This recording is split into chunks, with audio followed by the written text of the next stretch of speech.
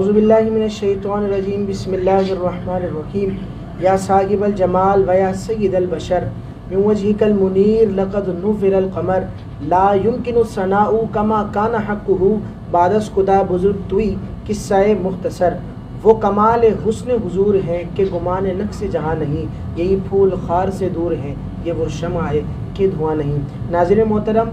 سیری transmission علماء کرام کے ساتھ آپ کا میزبان محمد اسد قادری آپ کے سامنے حاضر خدمت ہے۔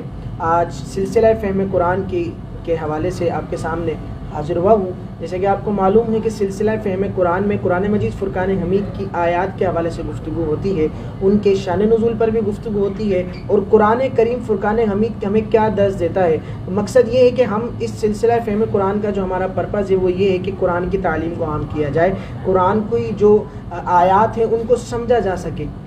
تو اس پر گفتگو کرنے کے لیے ہمارے ساتھ موجود ہوتے ہیں ممتاز عالم دین جناب حضرت علامہ مولانا ادیب رضا خان قادری صاحب۔ ہر ٹرانسمیشن میں ہر سلسلے میں ہمارے ساتھ موجود ہوتے ہیں چونکہ میزبان عالم دین ہے، اور آقا علیہ الصلوۃ والسلام کی بارگاہ میں اپنی عقیدتوں کے پھول نچھاور کرنے کے لیے ہمارے ساتھ آج حیدرآباد کے مشہور معروف شناخہ جناب محمد اظہر قادری صاحب ہمارے ساتھ یہاں تشریف فرما ہے۔ وہ بھی آقا علیہ الصلوۃ والسلام کی بارگاہ میں اپنی عقیدتیں پیش کریں گے۔ میں علامہ صاحب سے گزارش کرتا ہوں ہر بار کی طرح اس بار بھی اللہ کی لارب کتاب سے اس سلسلے کا آغاز فرما دیں۔ اعوذ باللہ من الشیطان الرجیم بسم اللہ الرحمن الرحیم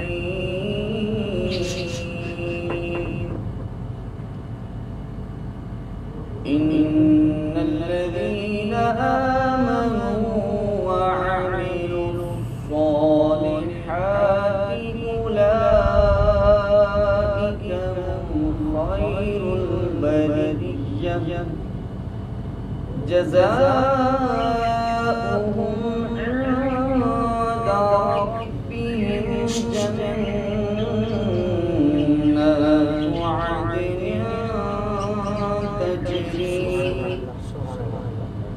عدن تجری من تحتها الانہار خالدین فیہا ابدا رضی اللہ عنہم ورضوا عنہ ذلک لمن خشی ربہ صدق اللہ العظیم۔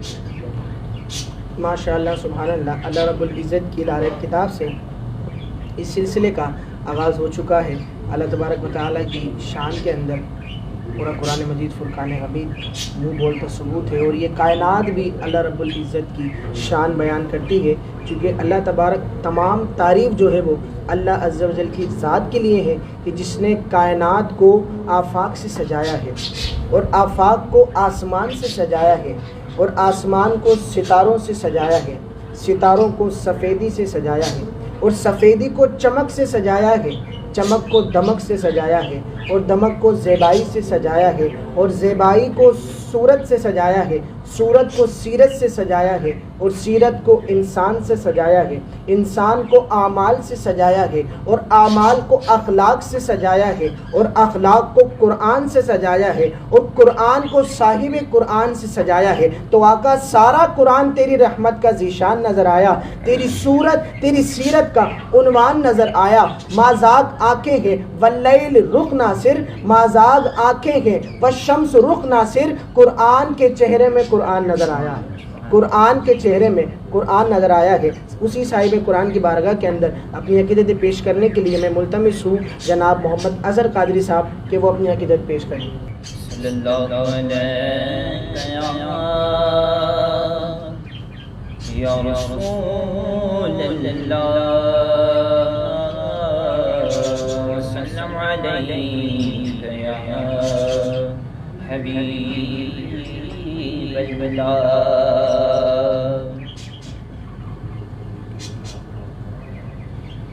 ہر وقت تصور میں مدینے کی گلی ہو، ہر وقت تصور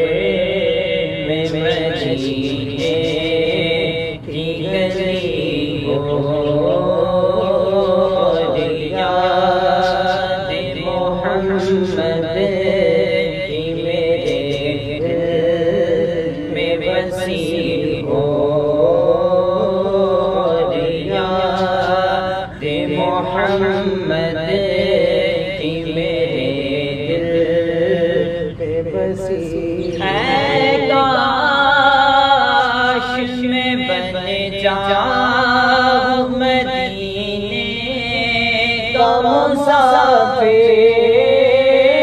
اے کاش میں بن جاؤں مدینے کا مسافر،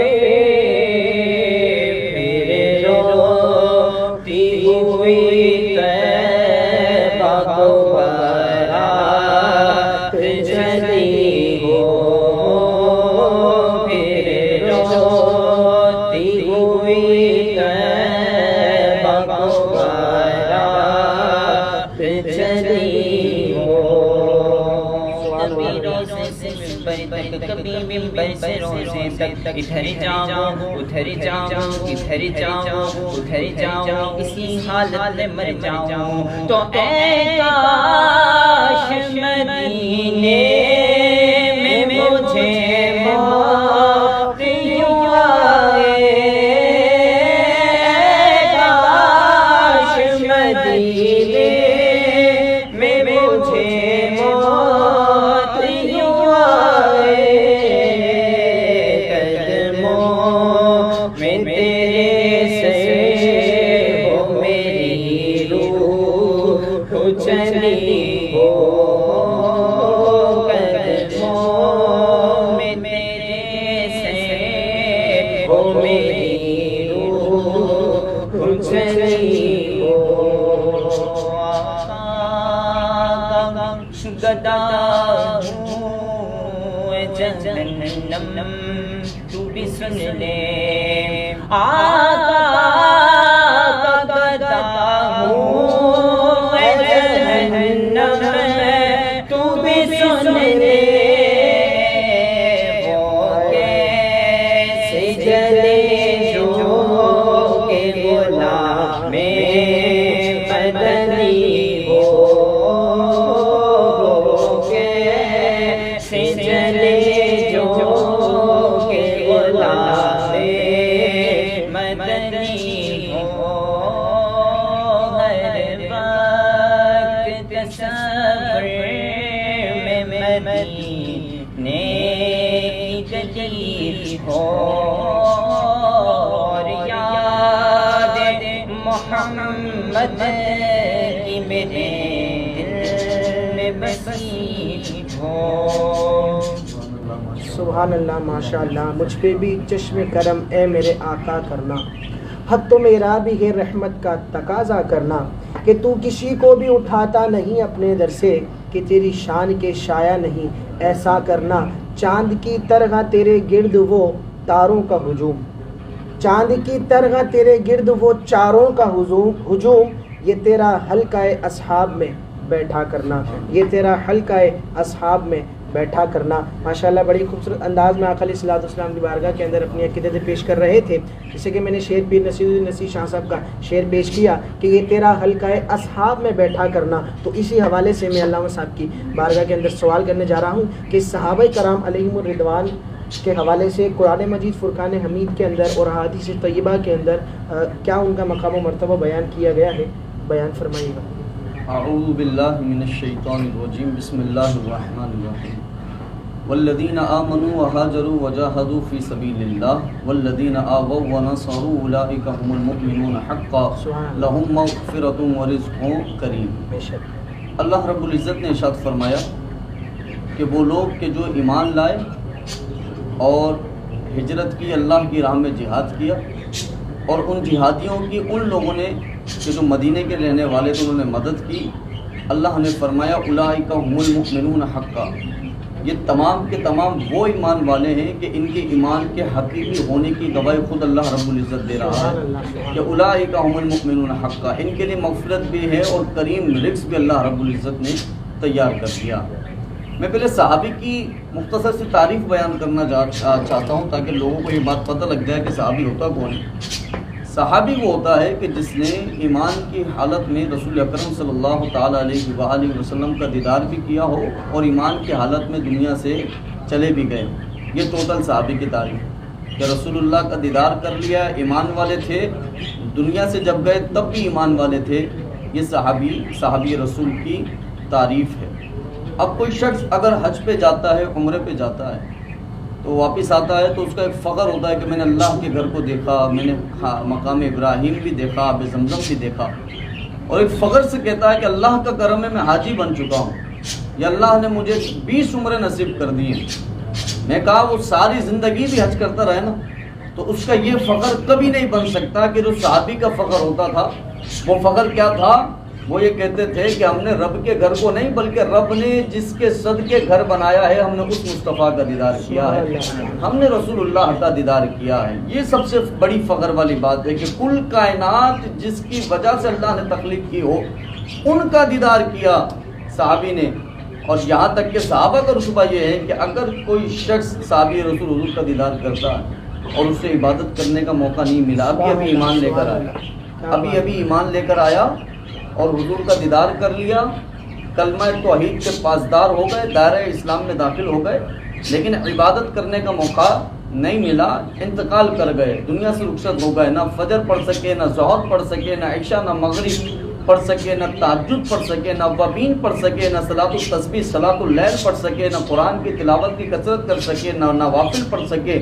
کچھ نہ کر سکے، نہ تراویح پڑھی، موقع ہی نہیں ملا، زندگی نے موقع ہی نہیں دیا، اجل آ گئی، موت آ گئی۔ ان کے بارے میں بھی عقیدہ ہے کہ وہ صحابی بھی جنتی ہے، کیوں؟ اگرچہ عبادت کا موقع نہ ملا ہو، لیکن دنیا سے جانے سے پہلے آخری عمل اتنا بابرکت عمل تھا کہ جس کی آنکھوں میں جلوہ مصطفیٰ ہو اور دل میں ایمان ہو، وہ جہنم میں نہیں ہوتا بلکہ پھر جنتی ہوتا ہے۔ جنت میں بھی اللہ اعلیٰ مقام ان کو عطا فرماتا ہے۔ تو یہ مرتبہ ہے صحابی کا۔ اب صحابہ میں بھی دو کیٹیگریاں ہیں، ایک صحابہ مہاجر صحابہ مدینہ مکہ المکرمہ سے ہجرت کر کے آئے، والذین آمنوا وہاجروا، ایمان وہ لائے کہ جنہوں نے ہجرت بھی کی، وجاہدوا فی سبیل اللہ، اللہ کی راہ میں جہاد بھی کیا، وآووا ونصروا والذین آووا ونصروا، اور وہ لوگ کہ جنہوں نے اس مکے والوں کی مدد کی ہے، ان کو رہنے کے لیے گھر دیا، یعنی مدینہ منورہ والے۔ تو دو صحابہ ہمارے سامنے، مہاجر صحابہ ہیں، انصار صحابہ ہیں۔ ان دونوں صحابہ کو اگر محبت کے حوالے سے جمع کر لیا جائے کہ حضور کی محبت کے حوالے سے ان کا معیار کیا تھا، تو ان کل صحابہ کا رسول اللہ صلی اللہ علیہ وآلہ وسلم کی محبت کے حوالے سے معیار یہ تھا کہ اے ہادی دوراں، ہمارے مال و جان اولاد سب کچھ آپ پہ قربان، غلامان محمد جان دینے سے نہیں ڈرتے، یہ سر کٹ جائے رہ جائے پرواہ نہیں کرتے۔ فرمایا یا رسول اللہ آپ کا حکم ہو تو کود جائیں ہم سمندر میں، جہاں کو محو کر دیں، جہاں کو قید کر دیں، نعرہ اللہ اکبر میں فدا کا ابی و امی یا رسول اللہ۔ آپ کے قدموں پر ہم نہیں، ہمارے ماں باپ کی جہاں بھی قربان ہے، صرف ہم نہیں بلکہ والدین پہ قربان کرنے کو تیار ہیں۔ تو محبت کا معیار اگر دیکھا جائے تو ان کل صحابہ کا یہ محبت کا معیار تھا۔ حضور اکرم صلی اللہ تعالیٰ علیہ وآلہ وسلم نے فرمایا کہ بہترین زمانہ میرا زمانہ ہے، اس کے بعد وہ زمانہ کہ جو میرے بعد آنے والا ہے، ثم الذین یلونہم، پھر وہ لوگ کہ جو میرے بعد آنے والے ہیں، جو جن کے میرے بعد جن سے تم ملاقات کرو گے، ان کا زمانہ بڑا بہترین ہے۔ پھر حضور نے فرمایا اس کے بعد آنے والا زمانہ بڑا بہترین ہے۔ تو تین زمانوں کو رسول اکرم صلی اللہ تعالیٰ علیہ وآلہ وسلم نے بہترین کہا، ایک میرا زمانہ کہ جس میں خود صحابہ بھی موجود ہیں، پھر تابعین کا زمانہ، پھر تبع تابعین کا زمانہ۔ میرا آقا کریم صلی اللہ علیہ وآلہ وسلم نے فرمایا یہ زمانہ بڑا بہترین ہے، اس کے بعد فتنے ہوں گے،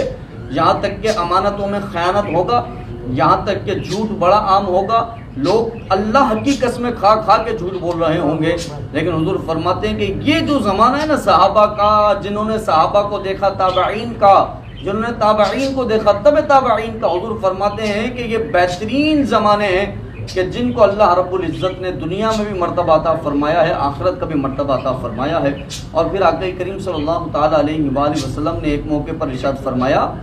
کہ اللہ رب العزت تم لوگ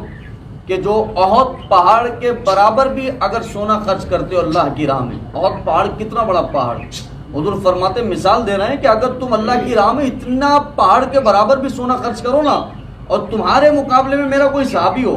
اور وہ صحابی ایک مٹھی خرچ کر رہا ہو، ایک مٹھی، تو آقا فرماتے تمہارا اتنا خرچ کرنا اس کے اتنا خرچ کرنے کے بھی برابر نہیں ہے کہ اللہ کی راہ میں اس کا اتنا خرچ کرنا کتنا بڑا برکت والا، کتنی بڑی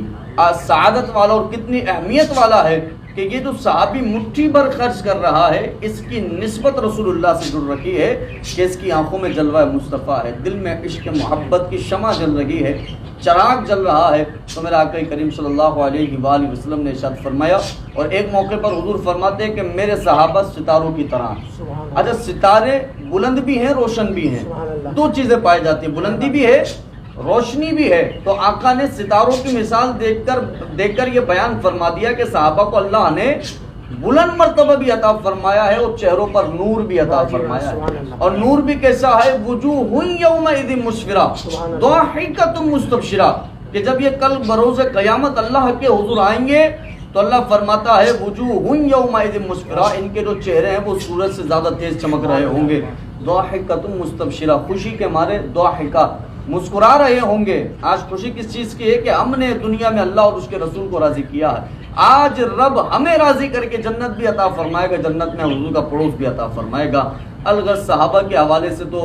کئی ایک ایسے عقائد ہیں، پھر کئی ایک صحابہ کی جو ہے وہ تفصیلات میں چلے جاتے ہیں۔ افضل البشر بعد الانبیاء بالتحقیق آ جاتے ہیں، پھر اس کے بعد حضرت عمر فاروق آ جاتے ہیں، پھر حضرت عثمان غنی، پھر حضرت علی آ جاتے ہیں، پھر ان کے اصحاب، پھر دیگر احباب کی اگر بات کی جائے تو اتنے ہزاروں صحابہ ہیں، ہر ایک کی اپنی اپنی فضیلت ہے۔ ہم کل ملا کے بات یہ کرنا چاہتے ہیں وَكُلًّا وَعَدَ اللَّهُ الْحُسْنَى، یہ کل ہے نا، کل عربی کا لفظ کل، اس کل میں تمام داخل ہیں،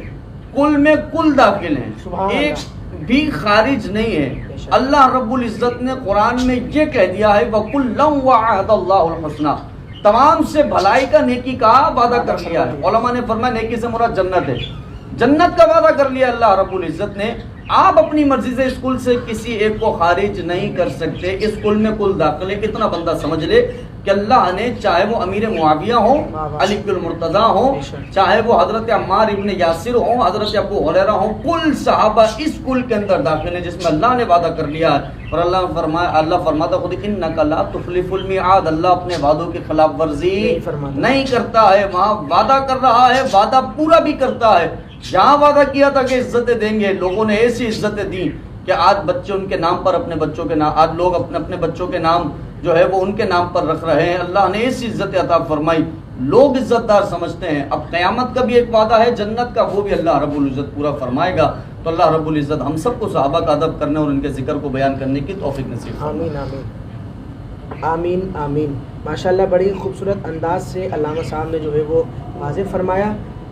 صحابہ کرام کی شان و عظمت کے حوالے سے قرآن میں ثبوت ہے،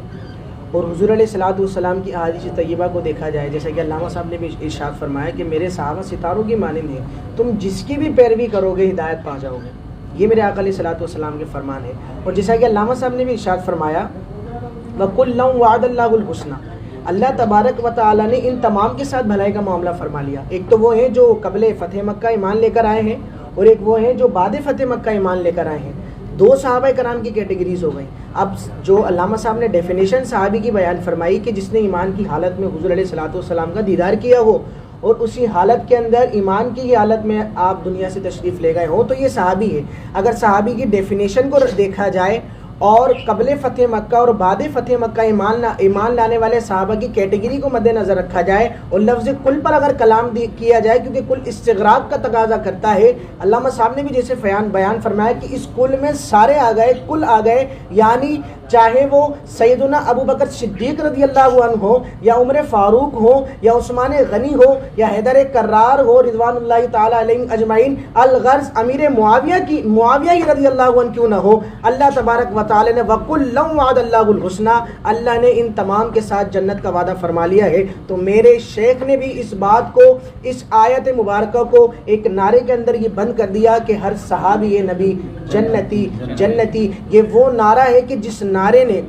تھیلوں کے اندر سے بلیوں کو باہر نکال دیا، کہ وہ نعرہ ہے جس نعرے نے صف میں کھڑی ہوئی کالی بھیڑوں کو باہر نکال دیا۔ اس نعرے کی برکت سے میرے شیخ کی دور اندیزی کو سلام، میرے شیخ کی دور نظری کو سلام، کہ اس آیت مبارکہ کے مفہوم کو ایک نعرے میں بند کر کر ہمیں ایک نعرہ، ایک امت کو ایک عقیدہ عطا فرما دیا کہ ہر صحابی نبی جنتی جنتی۔ اللہ تبارک و تعالی ہمیں مرتے دم تک صحابہ کرام رضوان اللہ تعالی علیہم اجمعین کی عزت و توقیر کرنے کی توفیق عطا فرمائے۔ علامہ صاحب میں اگلا سوال اسی حوالے سے کرنے والا ہوں کہ آج دیکھا جاتا ہے آج کل کی جو فضا چل رہی ہے، آپ بھی اس بات سے آشنا ہوں گے کہ ہر بندہ، ہر تیسرا بندہ منہ اٹھا کر جو ہے وہ صحابہ کرام کی شان کے اندر جو ہے وہ اپنے زبان کو دراز کر دیتا ہے. تو اس حوالے سے بھی آپ کچھ بیان فرمائیں. قال النبی صلی اللہ تعالی علیہ وآلہ وسلم اذا رأیتم الذین یسبون اصحابی فقولوا لعنت اللہ علی شرکم. سبحان اللہ. حضور اکرم صلی اللہ تعالی علیہ وآلہ وسلم نے ارشاد فرمایا کہ جب تم کسی کو دیکھو کہ کوئی میرے صحابی کو گالی دے رہا ہے تو فقولو، یہ امر کے لیے حضور نے فرمایا ہے، اور یہاں پر واحد نہیں جمع ہے، سب کو حکم کہ تم سب کہو کہ تیرے شر پر لعنت ہے، تجھ پر لعنت ہے، چاہے وہ مسجد کے ممبر پر بیٹھا ہوا امام ہو اور صحابی کے خلاف گستاخی کر رہا ہو تو یہ نہ دیکھو کہ وہ ہمارا امام ہے، اسے یا تو سمجھاؤ، نہیں سمجھتا تو اس سے کہو کہ تیرے شر پر اللہ کی لعنت ہے، تجھ پر اللہ کی لعنت ہے. بڑی محبت ہوتی ہے نا ہمارے مفتی صاحب سے، اور چلتے چلتے مفتی صاحب پٹری سے بھٹک جاتے ہیں، اچانک ان کے اندر سے جو خراب عقیدے ہیں وہ ظاہر ہو جاتے ہیں. بالکل. زندگی بھر ہم نے ان کو فالو کیا، زندگی بھر ان کو سنا، ان کو سن کے بڑے ہوئے، آگے چل کے پتہ لگتا ہے کہ یہ تو کسی اور ہی عقیدے کے حامل ہیں اور کسی اور ہی عقائد کو لے کر چلنے والے ہیں. یہاں تک کہ جو آپ نعرے کی بات کر رہے ہیں یہ تو اس نعرے کی بھی مخالف ہے کہ ہر صحابی یہ نبی جنتی جنتی، یہ ناسبیوں کا نعرہ ہے یا پھر کسی اور کی طرح منسوخ کر دیتے ہیں. میں کہا جیسے کہ آپ نے بات کہی کہ آپ یہ بتائیے کہ یہ نعرہ کیا ہم نے بنایا ہے یا پھر ہم نے اپنی طرف سے گڑھ دیا، یا اسلام میں کوئی تحریف ہے، یا اسلام کے اندر ہم نے کوئی نئی چیز ایجاد کی ہے. آپ اس پر دلیل مانگتے ہیں تو وَكُلًّا وَعَدَ اللَّهُ الْحُسْنَى، جو آپ آیت پڑھ بھی رہے تھے کہ اللہ نے فرمایا نا کہ تمام کے تمام جنتی ہیں. تو اس نعرے کو آپ اگر کھولنا چاہتے ہیں، دلیلیں جمع کرتے ہیں تو قرآن کی ایک نے کئی آیتیں اس نعرے پر، اس نعرے کے ثبوت کے لیے جمع ہو جاتی ہیں، اور کئی ایک آیتیں ہیں کہ جو اس کے جواز اور اس کے مستحسن ہونے کا، اس سے مستحسن ہونے کی دلیل ہیں کہ جو اللہ رب العزت نے فرمایا ہم نے اسی کو جو ہے وہ آسان کر کے اردو کے اندر ایک جواب دے دیا ہے کہ اللہ نے ہر صحابی کو جنتی بنایا ہے. یہ ہمارا عقیدہ ہے اس لیے کیونکہ یہ قرآن نے ہمیں حکم دیا. پھر رضی اللہ عنہم ورضوا عنہ، اللہ رب العزت نے فرمایا کہ اللہ ان تمام سے راضی ہو گیا. یہاں بھی اگر ضمیر کا آپ چکر دیکھیں نا تو یہ جمع کی طرف لوٹ رہی ہے کہ اللہ ان تمام سے راضی ہو گیا اور وہ تمام اللہ سے راضی ہو گئے. اللہ نے رضی اللہ عنہم ورضوا عنہ میں کب ابو بکر صدیق کو خارج کیا، کب امیر معاویہ رضی اللہ عنہ کو خارج کیا، کب حضرت عمار ابن یاسر رضی اللہ عنہ کو خارج کیا ہے. میں کہا آپ آیت کی تفسیر اگر آیت سے کرتے ہیں، ایک آیت کی تفسیر آیت سے ہوتی ہے، پھر دیگر اس کی تفسیر کی کیٹیگریاں ہیں، کئی ساری اس کی اقسام بنتی ہیں، آپ نے پڑھی ہوں گی. آیت کے تفسیر آپ آیت سے کر لیں یا کسی بھی طرح سے کر لیں، یا حضرت عبداللہ ابن عباس تفسیر عباس جو کہ معتبر مستند معتمد تفسیر ہے وہ اٹھا لیں، یا امام فخر الدین رازی رحمۃ اللہ تعالی علیہ کی تفسیر کبیر اٹھا لیں، تفسیر جلالین اٹھا لیں، تفسیر بیضاوی اٹھا لیں. جب آپ یہ آیت پڑھتے ہیں کہ رضی اللہ عنہم ورضوا عنہ، اس آیت میں کسی مفسر نے کسی تفسیر کی کتاب میں کسی صحابی کو خارج نہیں کیا ہے. کبھی نہیں کہا کہ بھائی ہم محذوف عبارت نکال رہے ہیں، کہ اس آیت کے اندر محذوف عبارت یہ ہے کہ معاذ اللہ ثم معاذ اللہ کہ حضرت ابو بکر صدیق اس سے خارج ہیں، یا محذوف عبارت یہ ہے کہ حضرت عمر فاروق اس سے خارج ہیں، یا حضرت عثمان غنی خارج ہیں، یا پھر نواسب کو لے لو حضرت علی المرتضی اس سے خارج ہیں، یا پھر دیگر رافضیت کی طرف اگر آ جائیں تو وہ آتے ہیں امیر معاویہ اس سے خارج ہیں، یا ابو بکر صدیق اس سے خارج ہیں، یا عمار ابن یاسر رضی اللہ عنہ اس سے خارج ہیں. الغرض بات یہ ہے کہ آیت مبارکہ سے کوئی بھی ایک صحابی خارج نہیں ہے. آپ کہاں سے ثابت کر سکتے ہیں کہ یہ صحابی اس آیت سے خارج ہو رہا؟ تو جب آپ اور میں کسی صحابی کو اس آیت سے اور وہ والی آیت سے وَكُلًّا وَعَدَ اللَّهُ الْحُسْنَى سے نہیں نکال سکتے تو یہ بات مان لو کہ پھر صحابی امیر معاویہ ہوں وہ بھی جنتی ہیں، ابو بکر ہوں وہ بھی جنتی ہیں، علی المرتضیٰ ہوں وہ بھی جنتی ہیں. میرے آقا نے فرمایا اللہ اللہ صحابی، میرے صحابہ کے معاملے میں اپنی زبان کو لگام دو اور ڈرو میرے صحابہ کے معاملے میں. ایسا نہیں ہو کہ تم صحابہ کے خلاف ممبروں پر بیٹھ کے حضور فرماتے نازیبا الفاظ استعمال کر رہے ہوں، نازیبا بات کر رہے ہوں، اور آج یہ 4 کتابیں پڑھنے والا مولوی. میں کہتا ہوں کہ آپ کون ہوتے فیصلہ کرنے والا حضرت علی المرتضی حضرت امیر معاویہ رضی اللہ تعالیٰ عنہما کے درمیان، اور آپ کس افضلیت کا معیار ٹھہرا رہے ہیں کہ میرے نزدیک افضل حضرت علی المرتضی ہیں، ابو بکر صدیق نہیں ہیں، جبکہ عقیدہ یہ ہے کہ افضل البشر بعد الانبیاء بالتحقیق امیر المؤمنین ابی بکر صدیق رضی اللہ تعالی عنہ، یہ عقیدہ ہے، آپ کیسے معیار ٹھہرا رہے ہیں؟ اور جبکہ جن کی تعریف خود حضرت علی المرتضیٰ نے کی ہو، جن سے محبت خود اہل بیت اطہار، کل اہل بیت اطہار، اہل بیت اطہار میں سیدہ فاطمہ الزہرا رضی اللہ عنہا بھی ہیں، وہ بھی ان سے محبت کرتی ہوں، اور ان کی شان کے اندر کئی ایک روایت ان سے روایت ہوں، کئی ایک واقعات ان سے روایت ہوں، کئی ایک باتیں لوگوں کو انہوں نے ان کے حوالے سے بتائی ہوں، اہل بیت کی محبت صحابہ سے، صحابہ کی محبت اہل بیت سے دنیا میں بالکل آشنا ہو، یہ تمام باتیں دیکھنے کے بعد اب اگر کوئی کھڑا ہوتا ہے اور اپنے عقیدے کو خراب کرتے ہوئے کہتا بھائی میرے دل کے اندر تو حضرت علی المرتضیٰ کی محبت کی چراغ جلتا ہے، ان کے شمع جو ہے وہ روشن ہے، اور پھر اس چراغ اور اس شمع کے پیچھے وہ حضرت ابو بکر صدیق کو گالیاں بھی دیتا ہے، امیر معاویہ رضی اللہ عنہ کی شان کے اندر نازیبہ الفاظ استعمال بھی کرتا ہے، تو یاد رکھیے گا جو صحابی کا نہیں ہے وہ اہل بیت اطہار کا بھی ہرگز نہیں ہو سکتا ہے۔ میں کہا حضور کا یہ پیغام ہو ہی نہیں سکتا ہے کہ تم اہل بیت کے دامن کو تھام لو اور صحابہ کے دامن کو چھوڑ دو، یا پھر آقا نے یہ پیغام دیا ہوگا کہ تم صحابہ کے دامن کو پکڑ دو اور اہل بیت کے دامن کو چھوڑ دو، نہیں، میں کہتا ہوں حضور کے گھر والے اہل بیت، صحابہ حضور کے در والے، ہمیں گھر والوں سے بھی محبت ہے، در والوں سے بھی محبت ہے، ہم نے دامن گھر والوں کا بھی پکڑنا ہے، دامن در والوں کا بھی پکڑنا ہے، کسی بھی ایک کا ہم ہاتھ چھڑاتے ہیں یا ان کی شان کے اندر نازیبہ الفاظ استعمال کرتے ہیں، 2-3 خارجی ہیں، خارجی بھی ہو گئے، نواسب ہو گئے، خارجی ان کی بات کر لیتے ہیں کہ جو اہل بیت کو افضلیت دیتے ہیں، نواسب جو ہیں وہ حضرت علی المرتضیٰ کی شان میں گستاخیاں کر لیتے ہیں، تو تمام لوگ جتنے بھی فرقے بنے ہوئے ہیں ان کو عقل کے ناخن لینے چاہیے کہ آپ من گھڑت روایتیں لوگوں کو سنا کر کے جن کی کوئی حقیقت نہ ہو، کہ جن کے نہ ہی وہ ضعیف کے درجہ رکھتی ہو، نہ ہی حسن لغیری ہی کا درجہ رکھتی ہو وہ حدیث، نہ ہی حسن لذاتی ہی کا درجہ رکھتی ہو، نہ وہ حدیث حسن ہو، بس آپ آئیں اور ایک موضوع روایت اٹھا کر آپ لوگوں میں بیان کریں اور کہیں دیکھو بھائی حضرت علی نے کس طرح سے امیر معاویہ کو برا بھلا کہا، معاذ اللہ ثم معاذ اللہ، دیکھو سیدہ فاطمہ الزہرا نے کس طرح سے ابو بکر صدیق رضی اللہ عنہ کو برا بھلا کہا، معاذ اللہ ثم معاذ اللہ۔ تو یہ صرف لوگوں کو گمراہ کرنے والی بات ہے جس کے اندر آپ کے پاس نہ کوئی کتابوں کے حوالے ہوتے ہیں، نہ کوئی معتبر ریفرنس ہوتا ہے، نہ کوئی عبارتیں ہوتی ہیں۔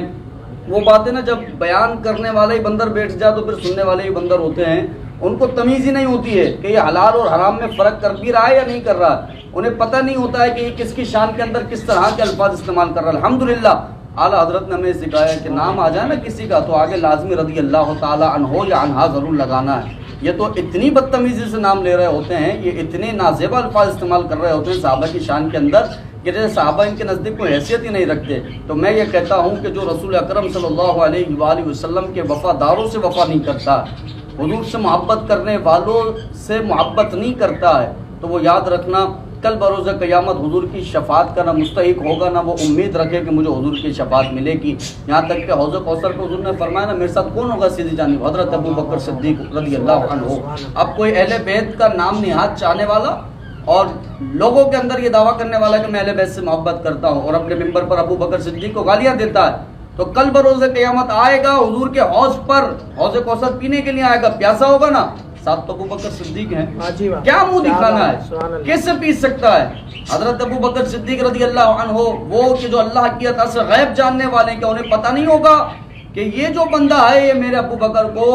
گالیاں دینے والا ہے، اس کی شان میں گستاخیاں کرنے والا ہے، وہ کیسے حضور اپنے دوست کی شان میں گستاخی کرنے والے کو حوض کے کوثر سے پانی پلا دیں، کیسے اس کی پیاس بجھا دیں؟ میں تو کہتا ہوں وہ جہنم کے نچلے سے نچلے طبقے کے اندر جا مرے وہ شخص کے جو ابو بکر صدیق رضی اللہ عنہ یا کسی بھی صحابی کے اندر شان میں گستاخی کرتا ہے۔ تو یہ حضور کی حدیث میں آخر میں دوبارہ سے پڑھنا چاہوں گا کہ لوگ ذہن میں رکھیں، اذا رأیتم الذین، حضور نے فرمایا کہ جب تم دیکھو الذین ان لوگوں کو، کہ کون، یسبونا، کہ وہ جو گالی دیتے ہیں اصحابی میرے اصحاب کو، میں ترجمہ بھی کر رہا ہوں الگ الگ جوڑ کر، تو تم کہو فقولوا لعنت اللہ علی شرکم، کہ تجھ پر اللہ کی لعنت ہو، تیرے شر پر اللہ کی لعنت ہو۔ ہمارا فرض بنتا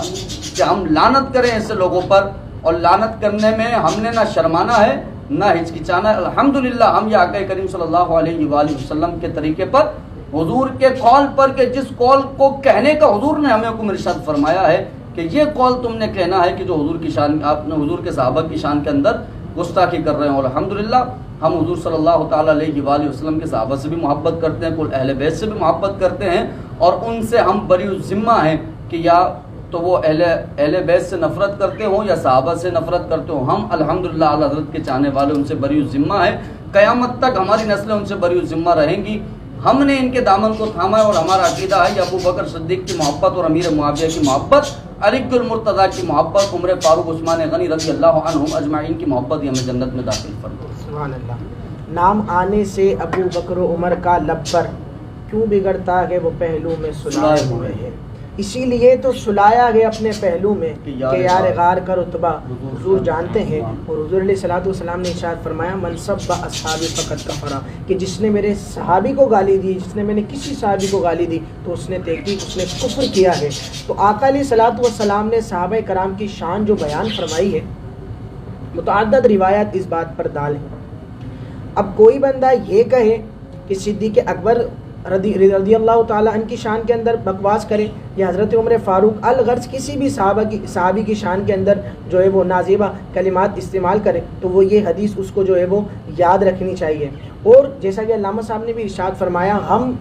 جتنے بھی جو ہے وہ شان جب بھی بیان کر رہے ہیں, کسی بھی صحابی کی بیان کر رہے ہیں, تو ہمیں اعتدال کے ساتھ بیان کرنی چاہیے. کہ جیسا کہ علامہ صاحب نے بھی ارشاد فرمایا کہ حضرت ابو بکر صدیق حضور علیہ الصلوۃ والسلام کے ساتھ حوض کوثر پر بھی کھڑے ہوں گے. حضور نے ارشاد فرمایا کہ انتا صاحبی فی الغار و صاحبی فی الحوض, کہ تم میرے غار میں بھی ساتھی ہو اور حوض پر بھی میرے تم ساتھی ہوں گے. یہ صدیق اکبر رضی اللہ تعالیٰ عنہ کے لیے حضور علیہ الصلوۃ والسلام نے ارشاد فرمایا. اور اگر بات حضرت امیر معاویہ رضی اللہ عنہ کی ہو تو حضور نے ان کے لیے کیا دعائیں ارشاد فرمائی ہیں. حضور نے فرمایا یا اللہ اس کو ہادی بنا, مہدی بنا. اور ایک روایت کے مطابق, چونکہ روایت طویل ہے, جب حضرت امیر معاویہ رضی اللہ عنہ حضور علیہ الصلوۃ والسلام کے ساتھ سفر کر رہے تھے, تو حضرت امیر معاویہ کا جو پیٹ ہے وہ حضور علیہ الصلوۃ والسلام کی کمر سے جو ہے وہ ٹچ ہو رہا تھا. تو حضور علیہ الصلوۃ والسلام نے ارشاد فرمایا یا اللہ یہ جو ٹچ ہو رہا ہے پیٹ, اس پیٹ میں یا اللہ تو علم بھی بھر دے, علم بھی بھر دے, اس کو جہنم کی آگ سے بھی نجات دے دے.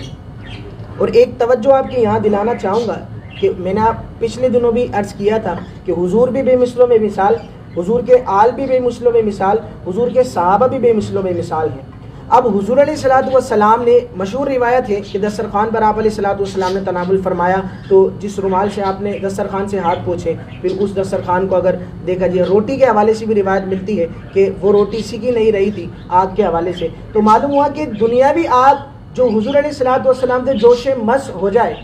اب اس کو دنیاوی آگ میں ڈالا جائے تو دنیاوی آگ اس کو نہیں چھوتی. اب اس روایت پر غور کیا جائے کہ جو حضرت امیر معاویہ رضی اللہ عنہ کا پیٹ آقا علیہ الصلوۃ والسلام کی جو ہے وہ کمر سے جو ہے وہ ٹچ ہوا ہے, دنیاوی آگ جب اس کو نہیں چھو سکتی, جہنم کی آگ اس کو کیسے چھوئے گی, جہنم کی آگ اس کو کیسے چھو سکتی ہے. الغرض صحابہ کرام کی شان بہت ہی بلند اور بالا ہے. ہمیں یہاں پہ یہ آپ امیر معاویہ رضی اللہ تعالیٰ عنہ ہوگا, چونکہ آپ نے تذکرہ چھیڑ دیا تو میں یہ بات کر رہا ہوں کہ آپ اتنی سی بات نہیں سمجھ سکے کہ آج کل جو حافظ قرآن میں بھی تراویح کے معاملے چل رہے ہیں. ہمارا حافظ قرآن جب تراویح پڑھا لیتا ہے تو کئی ایک مساجد میں دودھ بھی دیا جا رہا. حافظ صاحب کو کوئی حافظ ہیں, قرآن پڑھا رہے ہیں, اللہ کا کلام سینے میں یاد کیا ہے, تو لوگ ان کی تعظیم کر رہے ہیں. حافظ صاحب سے بولتے ہیں حافظ صاحب تراویح کے بعد دعا کرنا, حافظ صاحب دعا بھی کرتے ہیں. لوگ اسے شرف کی بات سمجھتے ہیں, حافظ صاحب کے ہاتھ چومتے ہیں, کیوں قرآن ان کے سینے میں. آج کا حافظ جس نے 1400 سال بعد قرآن کو حفظ کیا, نہ حضور کو دیکھا, نہ حضور سے سنا, نہ قرآن لکھا,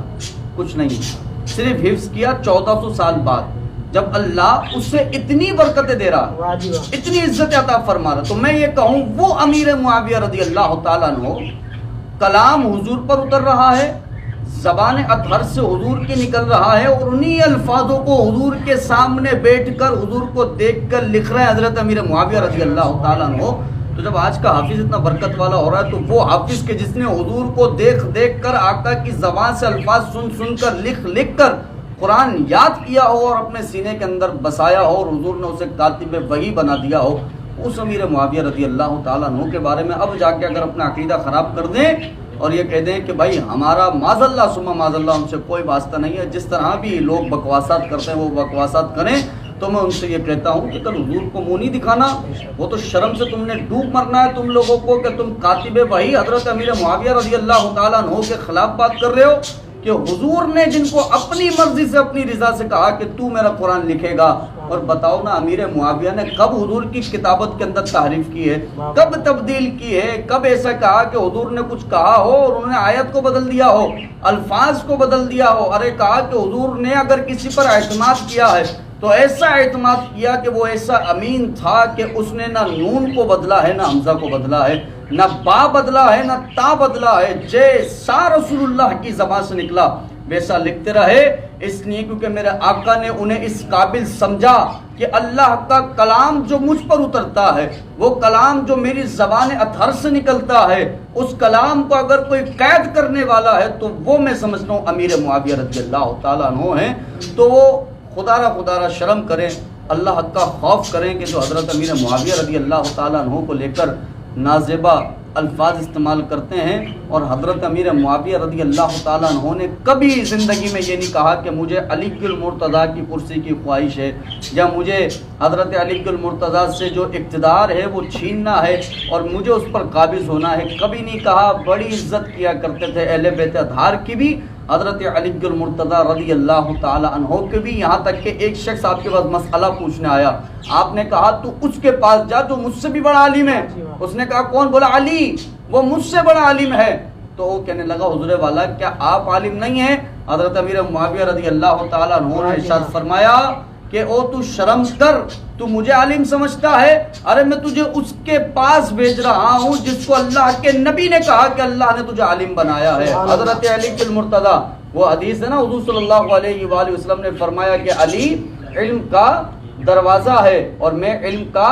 شہر ہوں. حضور صلی اللہ علیہ وآلہ وسلم نے فرمایا. تو امیر معاویہ نے فرمایا میں اس کے پاس بھیج رہا ہوں جس کو علامہ دنیا نے نہیں کہا بلکہ رسول اللہ نے فرمایا یہ عالم دین ہے. تو بتاؤ وہ نفرت کرتے تو کبھی ایسی شان بیان کرتے، کبھی اپنے سے افضل کہتے، کبھی اس کو یہ کہتے کہ تو جا ان کے پاس، کوئی اپنے دشمنوں کے در پر بھیجتا ہے. کبھی کوئی بولتا ہے کہ بھائی مجھے چھوڑ میرے دشمن سے جا کے پوچھ لے، کبھی نہیں بولتا. ہمیشہ اگر کوئی کسی کو آگے فارورڈ کر رہا ہے، اپنا جو عزت ملنے والی ہے، جو اس کو مرتبہ ملنے والا ہے جواب سے، وہ خود حاصل نہیں کرنا چاہ رہا، وہ کہا نہیں مجھ سے جو افضل ہے اس کو مل جائے، تو وہ اس لیے بھیجتا ہے کیونکہ وہ اس کے نزدیک افضل بھی ہوتا ہے، محبت کے لائق بھی ہوتا ہے. تو امیر معاویہ رضی اللہ تعالیٰ عنہ الحمدللہ، چونکہ یہ الگ سے ٹاپک ہے، یہ ایک بڑا سا ٹاپک ہے، اس کے اندر تو ایک الگ سے ٹرانسمیشن اور سلسلہ چاہیے. چونکہ بات نکل گئی تو میں نے ایک تھوڑی سی بات بھی لوگوں میں بیان کر دی کہ اللہ ہم سب کو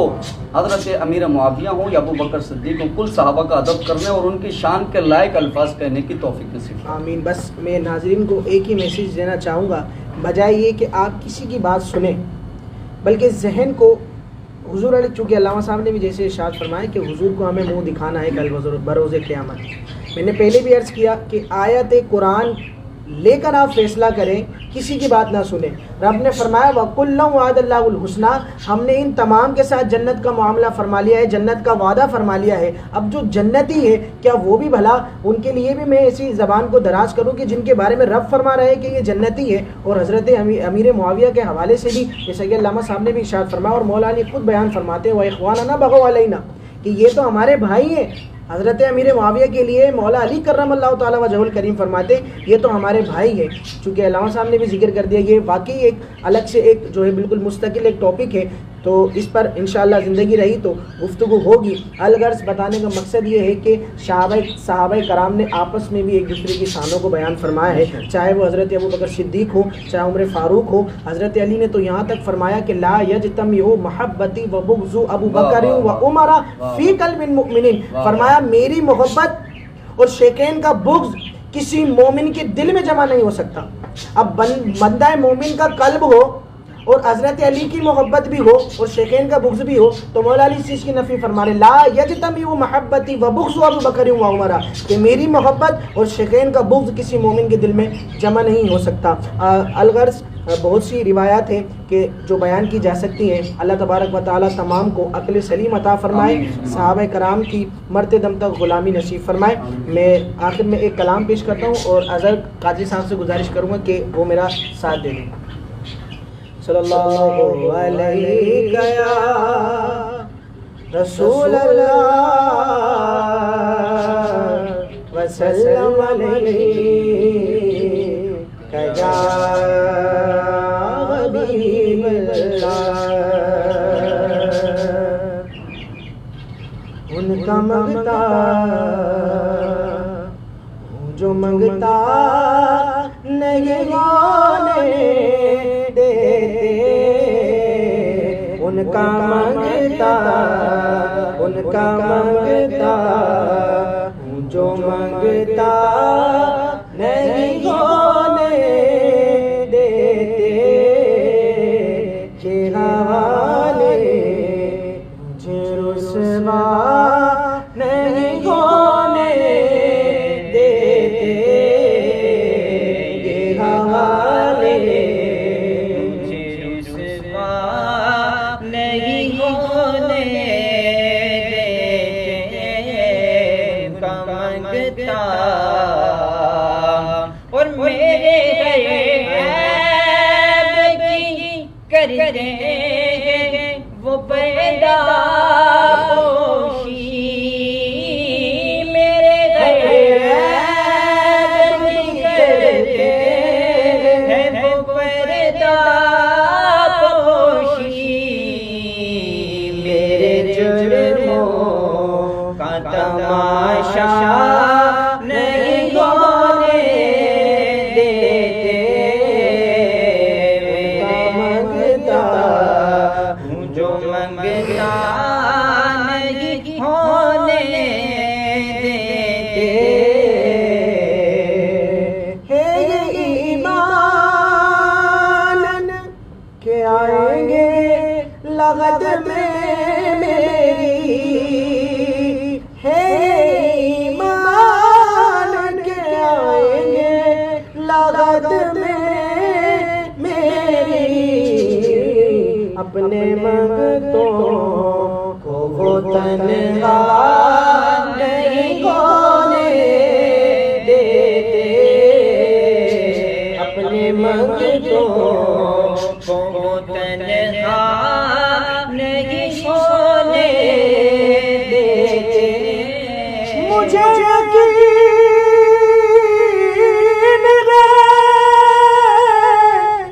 یقین ہے، مجھے یقین ہے وہ آئیں گے وقت آخری، میں کہہ سکوں گا زیارت ابھی ہوئی ہے ایمان کے آئیں گے لغت میں میری، اپنے منگتوں کو تنہا نہیں ہونے دیتے، اپنے منگتوں کو تنہا نہیں ہونے دیتے، ان کا منگتا جو منگتا نہیں ہونے دیتے، ان کا منگتا۔ اسی کے ساتھ ہی اپنے میزبان محمد اسد قادری کو اگلے پروگرام تک کے لیے اجازت دیجیے۔ آپ یہ جو ہے وہ ٹرانسمیشن سلسلہ دیکھ رہے ہیں H22 نیوز اور HMC نعت چینل پر۔ السلام علیکم ورحمۃ اللہ وبرکاتہ۔